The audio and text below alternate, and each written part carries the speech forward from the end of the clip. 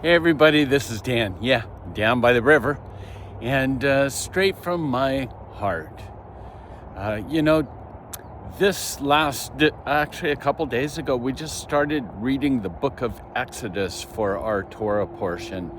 And, it's the infamous passage where Moses is at the burning bush and, has that conversation with God and basically says to him, well,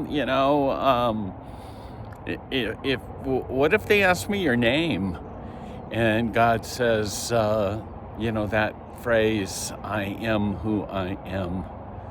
Um, you know, Often that has been translated to mean that God was saying that he's timeless and that he's infinite and that he's purely spiritual, that he's the source of all life.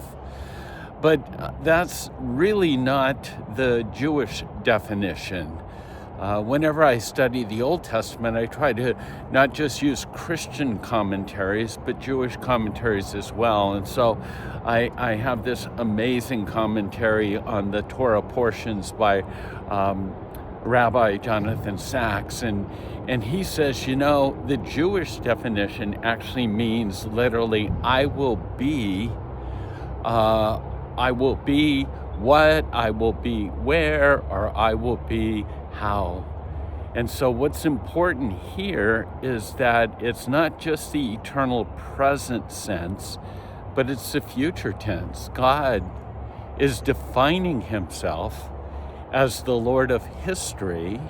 And in regards to Israel, he's saying, I'm about ready to jump into history, make it my story, his story, you've heard that before, and I'm going to transform it.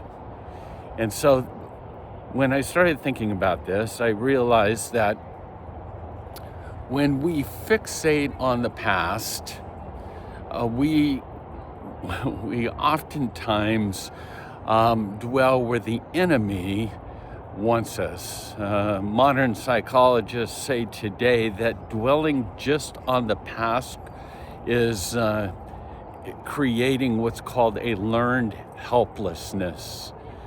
But when we embrace the future, we can be on the path of changing ourselves. I cannot change yesterday, but I can change tomorrow by what I do today.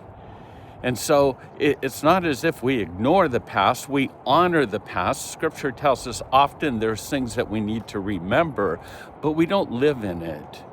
Because if we focus on the past, that will prevent a person from moving forward and for growing. If your past is painful and you only focus on that pain, it's that learned helplessness. You're gonna feel helpless and despondent and obviously depressed. So Paul exhorts us. He says, brethren, I do not count myself as apprehended, but one thing I do, and this is my challenge for us all today. The one thing I do is I forget those things which are behind, and I reach forward to those things which are ahead. Again, humans have the ability to change. Well, what does your future look like?